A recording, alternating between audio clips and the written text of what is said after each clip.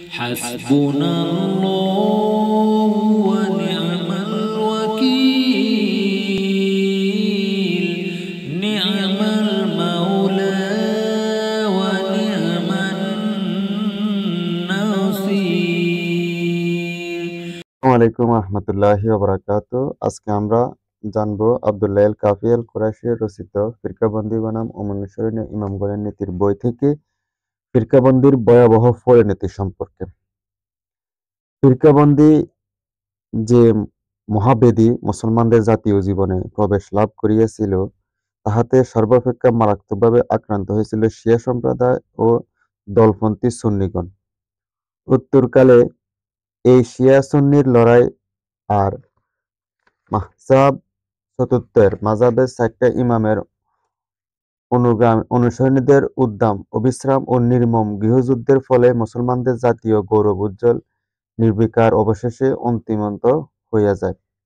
ঐতিহাসিক আবুল ফিদা হিজরি ঘটনার সময়ের আলোচনা প্রসঙ্গে বলেন, কোরআনের একটা আয়াত উল্লেখ করেন, সেটা হলো বনী ইসরাইলের ৭৯ নম্বর আয়াত, শীঘ্রই আপনার প্রভু আপনাকে মাকামে মাহমুদে উন্নতি করিবেন। আয়াতের অন্তর্ভুক্ত মাকামে মাহমুদ ব্যাখ্যা লইয়া বাগদাদ নগরে হাম্বলীর ও অপর মাযহাবদের অনুসারীদের মধ্যে সংগ্রাম আরম্ভ হইয়া যায় এবং সৈন্যবাহিনী ও জনসাধারণ এই সংগ্রামে যোগদান করেন এবং শত শত লোক আহত হয়। কি নিয়া? মাত্র বনী ইসরাইলের ৭৯ নম্বর একটি আয়াত নিয়া, যে শীঘ্রই আপনার প্রভু আপনাকে মাকামে মাহমুদ এ উন্নতি করিবেন। ৩২৩ হিজরির ঘটনার সময়ের আলোচনায় তিনি বলেছেন, পুলিশের বড় কর্মকর্তা হাম্বলীদেরকে শাফিগণের পদ্ধতিতে নামাজ পড়িবার জন্য বাধ্য করেন এবং নামাজে বিসমিল্লাহ উচ্চ কণ্ঠে পাঠ না করিলে হাম্বলীদের কাহকে ইমামতি করিবার অধিকার দেওয়া হইবে না বলিয়া আদেশ জারি করিলেন। খলিফা রাজিবিল্লাহ, যার মৃত্যু ৩২৯ হিজরিতে, হাম্বলীদেরকে তাহাদের মতবাদ পরিহার করার আদেশ দেন এবং তাহাদিগকে তুলনাবাদী বা মুসাব্বিহা বলিয়া তিরস্কার করেন। খলিফা স্বীয় বিজ্ঞপ্তিতে শপথ করেন যে হাম্বলীগণ নিরস্ত না হইলে তরবারি দ্বারা তাহাদিগকে নিহত এবং তাহাদের আবাসগৃহ জ্বালাইয়া পুড়াইয়া দেওয়া হবে। ৭ বছর পর্যন্ত এই হাম্বলী ও শাফি সংঘর্ষের চলিতে থাকে। আবুল ফিদা ২ নম্বর খণ্ডের ৮২ নম্বর পৃষ্ঠাতে এটা উল্লেখ আছে। ঐতিহাসিক যাহাবী লিখিয়াছেন, ৩৯৮ হিজরিতে বাগদাদ শহরে সুন্নি ও শিয়াদের মধ্যে এক ভয়াবহ সংঘর্ষ সংঘটিত হয়। এই যুদ্ধে অসংখ্য লোক নিহত হয়। দুয়াদুল ইসলাম ১ নম্বর খণ্ডের ১৮৬ পৃষ্ঠাতে আছে। ইবনে খল্লাকান বলেন, ইমাম কুশৈরি, যার জন্ম ৩৭৬, মৃত্যু ৪৬৫ হিজরিতে, ৪৮৮ হিজরিতে বাগদাদ শহরে প্রবেশ করেন এবং আকীদা সংক্রান্ত খুঁটিনাটি লইয়া তিনি হাম্বলীদের সহিত বিবাদে জড়িয়া পড়েন, কারণ তিনি স্বয়ং আশআরি মতবাদের অত্যন্ত গোড়াপত্তন অত্যন্ত একনিষ্ঠ লোক ছিলেন। এই বিবাদ পরিসরে সংগ্রামে পরিণতি লাভ করে এবং উভয় পক্ষের বহু লোক হতাহত হয়। এটাও দুয়াদুল ইসলামের ১ নম্বর খণ্ডের ৩০০ নম্বর পৃষ্ঠাতে আছে।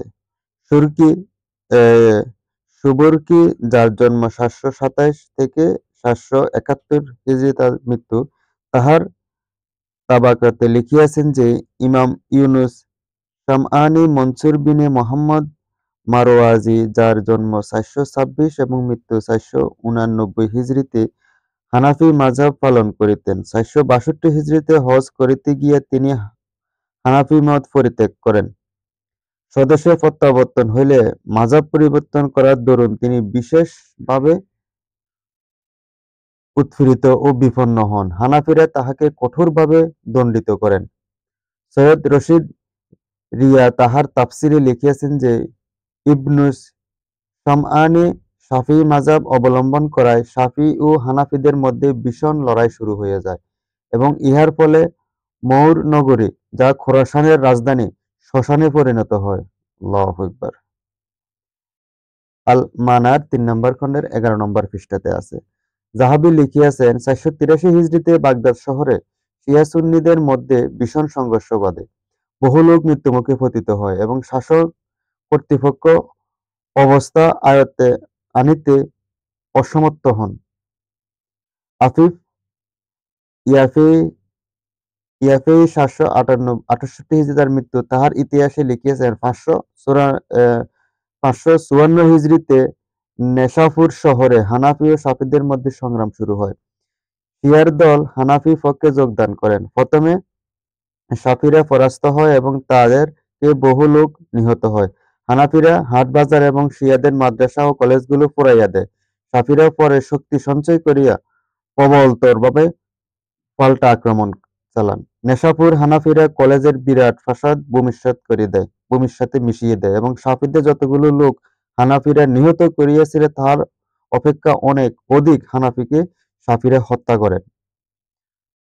পুনরায় ৫৬০ হিজরিতে হানাফি-শাফি সংঘর্ষ আরম্ভ হয়। ৮ দিন পর্যন্ত লুটতরাজ ও নরহত্যা ব্যাপকভাবে চালিতে থাকে এবং বহু বাসগৃহ জ্বালিয়ে পুড়িয়ে দেওয়া হয়। ইয়াফেই ও ইবনুল ইমাম লিখিয়াছেন যে ৫৮২ হিজরিতে বাগদাদ শহরের রাজপথে ছাই বিছানো হয় এবং ১০ মুহররমে তারিখে চট টাঙ্গানো হয়। কর্খের অধিবাসীরা মতন শুরু করেন আর শেষ ব্যাপারে সাহাবীদের প্রতি গলাগালিতে গড়ায়। শিয়ারা উচ্চ কণ্ঠে সাহাবীদেরকে গালিগালাজ করিতে থাকে, ফলে শিয়া ও সুন্নিদের মধ্যে সংগ্রাম আরম্ভ হয় এবং বহু প্রাণ হানি ঘটে। এই সকল কর্মকাণ্ডের মূলে ছিলেন খলিফা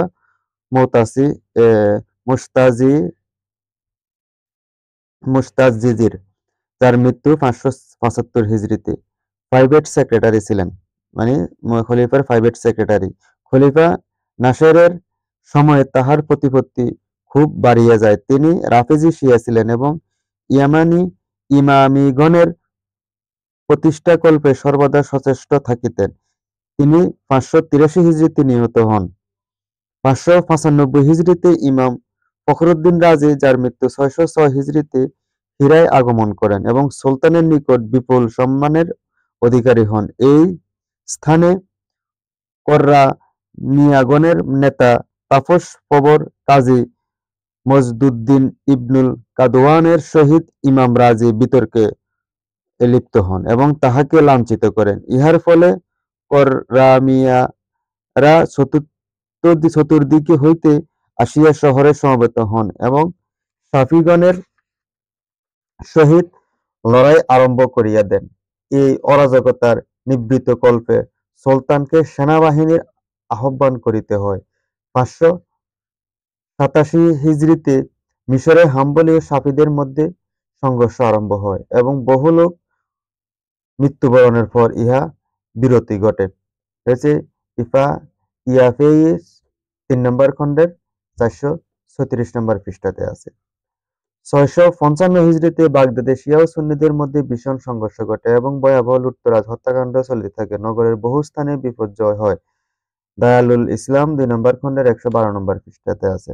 মোট কথা হলো, উপরের জাস্টিস আমির আলী সাহেবের বাসায় এই সময়ে অর্থাৎ ৭ম শতকের মধ্যবর্তী যুগে বাগদাদে শিয়া সুন্নি, হানাফি শাফি, হানাফি হাম্বলীদের মধ্যে তুমুল সংগ্রাম চলিতেছিল। এই সংগ্রামগুলি শুধু বাগদাদে সীমাবদ্ধ ছিল না, মহামারীর মতো ইহা ইসলামী জগতে সর্বত্র ছড়িয়ে পড়িয়াছিল। আলেমে ইসলামের প্রধানতম কেন্দ্র বাগদাদ পতন ও খেলাফত ইসলামের বিলুপ্তি এবং মুসলিম সভ্যতার শত শত বৎসর বিস্তারিত সৌন্দর্যের বিধ্বংস করিয়া প্রভৃতি প্রস্তাবে এই শিয়া সুন্নির আর দলপন্থীর গৃহযুদ্ধের ফলেই সংঘটিত হয়েছিল।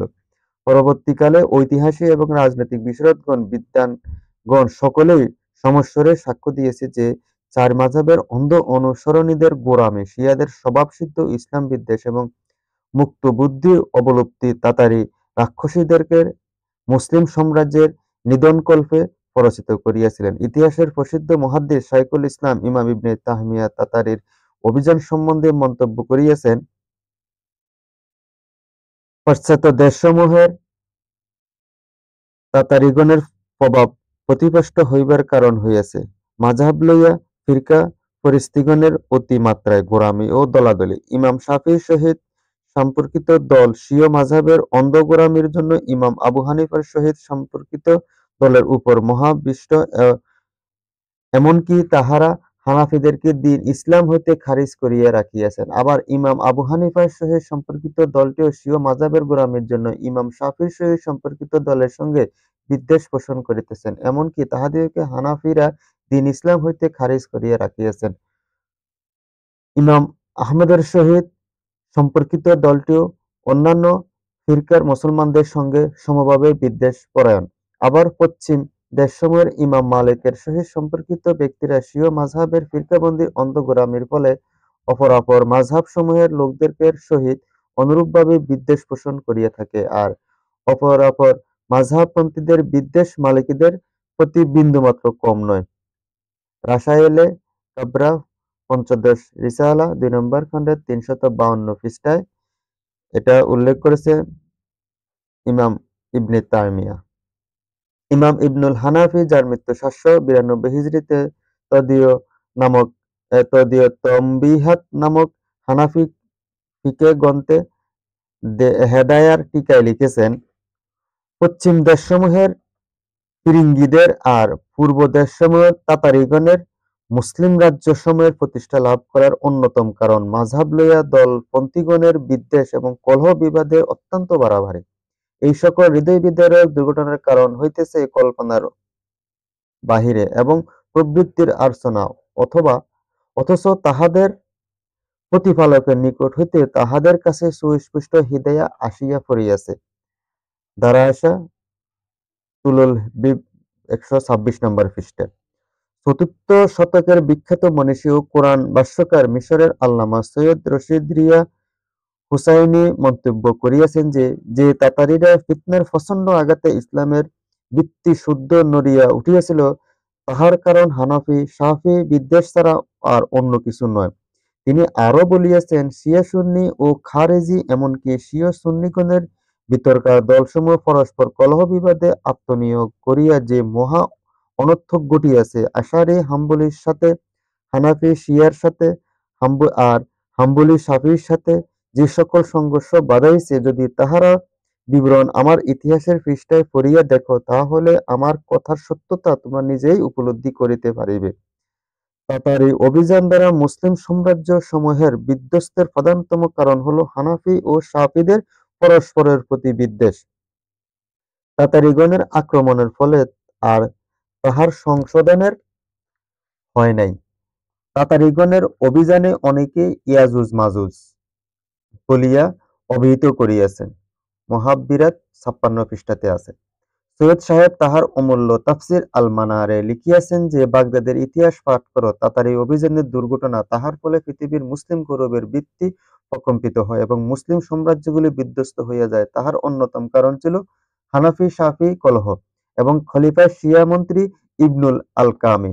এই মন্ত্রী পূর্বক সুন্নিদের নিধনকল্পে তাতারী ও রাক্ষসীদেরকে ৬৫৬ হিজরীতে খিলাফতে ইসলামিয়া রাজধানী বাগদাদে ডাকিয়া আনেন, কিন্তু তাতারীরা তখন বাগদাদকে ধ্বংসস্তূপে পরিণত করিয়াছিল। তাহার শিয়া অশিয়া সকলেই নৃশংসভাবে হত্যা করিয়া পশ্চাৎপন্ন হইয়া যায়। ইবনুল আল-কামিকে তাহার বিশ্বাসঘাতকতার জন্য স্বয়ং হালাকু খাঁ তিরস্কার করিয়াছিলেন এবং ইবনুল আল-কামি তাহার অভিশপ্ত জীবনের দুর্ভাবনার অবশেষে মৃত্যুমুখে পতিত হইয়াছে। এ তাফসীরের ৩ নম্বর খণ্ডের ১০ নম্বর পৃষ্ঠাতে আছে।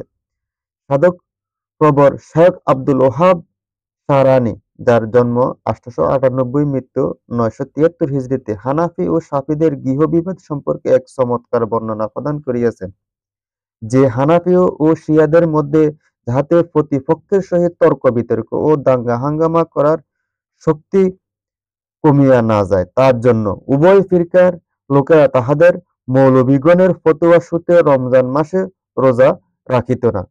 মিজান ১ নম্বর খণ্ডের ৪৩ পৃষ্ঠাতে আছে।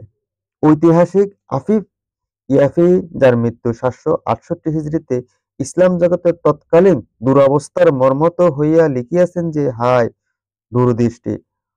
ইসলাম কি ভয়াবহ বিপদে আক্রমণ হইয়াছে এবং হানাফি শাফি ও অনুরূপ কলহসমূহের কি হৃদয় বিদারক পরিণতি ঘটিয়াছে। প্রত্যেকটি দল যে মাযহাবে অনুসরণ করিয়া থাকে তাহার গোঁড়ামিতে অন্ধ হইয়া স্বীয় দলগুলো দুশ্চরিত্রিক দিক দিকে অকপট সমর্থন জ্ঞাপন করিয়াছে, আর অন্য মাযহাবে যাহারা প্রকৃত সাধু-সজ্জন তাহাদেরকে বিরুদ্ধে কোমর বাঁধিয়া লাগিয়া গিয়েছে, অথচ দুর্ভাগ্যবশত এই দুষ্কার্যের তাহারা সত্যপরায়ণতা এবং সত্যের সহায়তা বলিয়া ধারণা করিতেছে। কিন্তু আল্লাহ সুবহানাহু ওয়া তাআলা বলেন সূরা আল ইমরানের ১০৩ নম্বর আয়াতে, তোমরা আল্লাহর রজুকে দৃঢ়ভাবে ধারণ করিয়া শক্তিমান হও এবং বিভিন্ন ফিরকায় বিভক্ত হইও না। এবং সূরা আল আনামের ১৫৯ নম্বর আয়াতে আল্লাহ এটাও বলেছেন যে, যে সকল ব্যক্তি তাহাদের দিনকে টুকরো টুকরো করিয়া ফেলিছে এবং নিজেরা বিভিন্ন ফেরকায় বিভক্ত হইয়া পড়িয়াছে, হে রাসূল, তাহাদের কার্যকলাপের সহিত আপনার কোনো সম্পর্ক নেই, আপনার কোনো সংস্রবণ নেই। ইয়াফি বলিতেছেন, আমাদের যুগে এই মহা অনর্থক অধিকাংশ দেশ ব্যাপকভাবে বিস্তার লাভ করিয়াছে। ইহার জন্য আল্লাহর কাছে অভিযোগ করা ছাড়া গন্তব্য আর নেই। আমরা এই আলোচনা থেকে যতটুকু জানলাম যে মাযহাব যদি শিয়া তার হানাফিদেরকে মারে, হানাফি শিয়াদেরকে মারে, তাহলে কে কাকে মারলো? এক মুসলমান আরেক মুসলমানকে মারলো একমাত্র মাযহাবের অন্ধ তাকলিদের কারণে এই অবস্থা হয়েছে। মাযহাবের অন্ধ তাকলিদ আমরা করব না। আমরা চার মাযহাবকে যথাযথ মর্যাদা দিয়ে সকল সহিহ হাদিস গুলাকে আমরা অনুসরণ করব। যখনই মাযহাবের কোনো বিষয় আমাদের বুদ্ধি বিবেক বুদ্ধি না ইয়া হয়, তখন আমরা কোরআন ও হাদিসের দিকে নিয়ে যাব। এটা আমাদের কোরআন এবং হাদিসে সমাদা আছে কিনা। আমরা প্রত্যেকটা ইমামের কথাগুলোকে কোরআন এবং হাদিস দিয়ে বিচার বিবেচনা করব। তাহলে আমাদের মাঝে দলাদলি, হাঙ্গামা, দাঙ্গা, অবিচার, হিংসা, বিদ্বেষ কিছুই থাকবে না। আমরা মুসলিম, আমাদের গন্তব্য একটাই, পরকাল, সেই জান্নাতুল ফেরদৌস যেন আমাদের নসিব হয়। সেজন্যই আমাদের এই পথ চলা, আমাদের এই কষ্ট, আমাদের এই পরিশ্রম, আমাদের এই ত্যাগ। কিন্তু আমরা মাযহাবী কোন্দল নিয়া, মাযহাব নিয়া যে আমরা যে বাড়াবাড়ি করছি, কাল কিয়ামতের ময়দানে হানাফি, শাফি, মালিকি, হাম্বলি রাহমাহুল্লাহ যদি আমাদের প্রতি অভিযোগ দেয়, হে আল্লাহ সুবহানাহু ওয়া তাআলা, আমি তো আমার নামে মাযহাব তৈরি করে আসিনি, তাহলে আমার নামে যারা মাযহাব তৈরি করে দুনিয়াতে বিশৃঙ্খলা সৃষ্টি করেছে, এর দায়ভার আমার নয়। তখন আমরা কি জবাব দিব আল্লাহ সুবহানাহু ওয়া তাআলার নিকট? আল্লাহ সুবহানাহু ওয়া তাআলা আমাদেরকে সঠিক বুঝ দান করুন। আমিন ইয়া রাব্বুল আলামিন। আসসালামু আলাইকুম রাহমাতুল্লাহি ওয়া বারাকাতুহু।